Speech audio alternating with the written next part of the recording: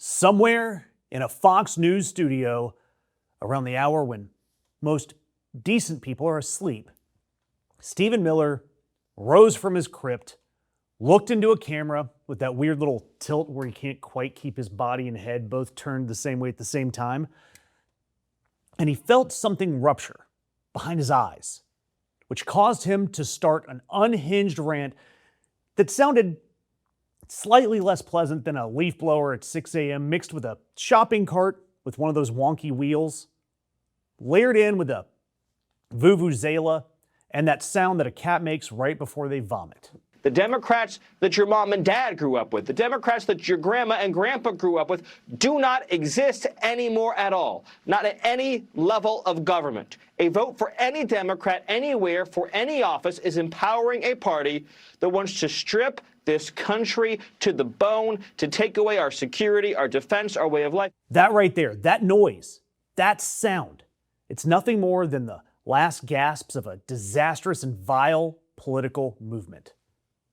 The sounds that a movement like that make when it loses. And this week, MAGA lost big. But meanwhile, Democrats are hopefully learning that to win an election, all you have to do is find the political figure that excites the people, that inspires the people, and turn them loose.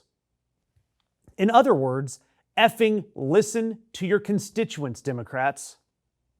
And look, a political figure like that, the person that Democrats are looking for, can be found in Zohran Mamdani, the 34-year-old Democratic socialist who's been the mayor of New York City for about 6 months.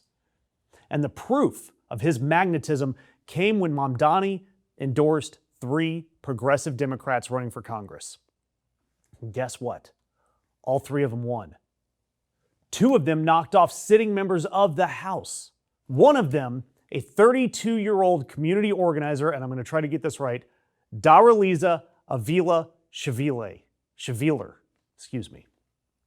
and she took out a 71-year-old 10-year incumbent that chairs the Congressional Hispanic Caucus.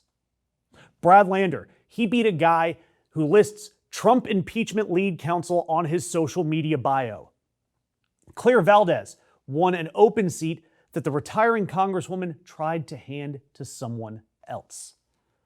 Overnight, Zohran Mamdani went from new mayor in his honeymoon phase to the most powerful kingmaker in the Democratic Party and the proverbial garlic to Stephen Nosferatu Miller.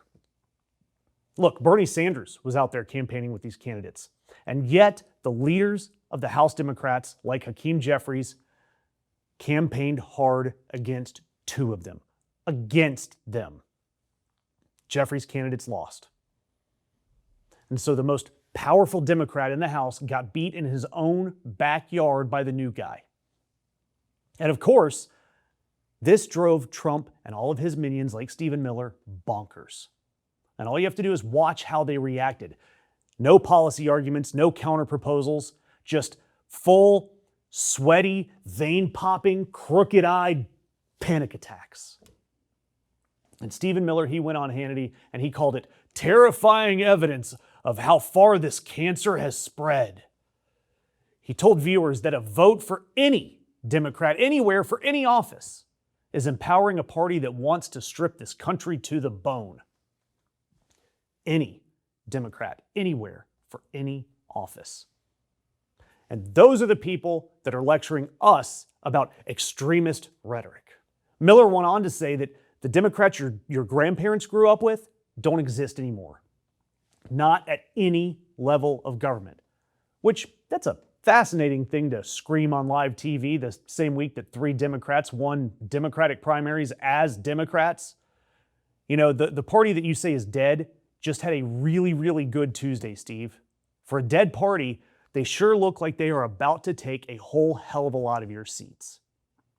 And Trump, of course, he had to get his shots in. He posted that Brad Lander beating Dan Goldman was great because, quote, people did not like him illegally targeting President Trump and called him a jerk who's finally gone. Donald Trump doesn't care about policy. The ultimate sin in Donald Trump's book is holding Donald Trump accountable. But My favorite reaction here didn't come from a Republican.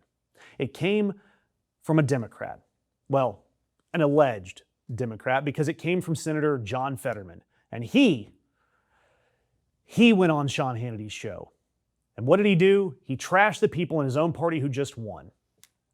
And frankly, he gave me a new t-shirt idea. We got to get these printed up.